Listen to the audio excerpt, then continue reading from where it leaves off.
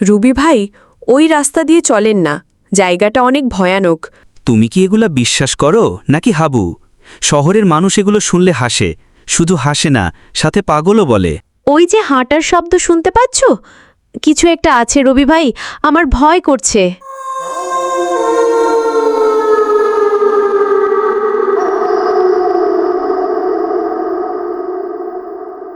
আমি তোমাকে আগেই বলেছিলাম রবি ভাই, এখানে কিছু একটা আছে। তুমি আমার কথা বিশ্বাস করলে না। আমরা খুব খারাপভাবে ফেসে গেছি আজ, আর আমাদের কেউ বাঁচাতে পারবে না।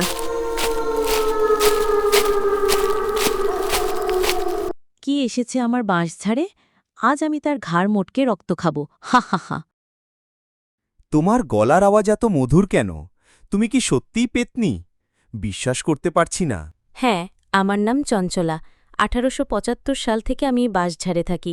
আমি টিকটক বানানোর চেষ্টা করছিলাম, কিন্তু আমাদের ওখানে নেটওয়ার্ক নেই, তাই বের হয়ে এসেছি।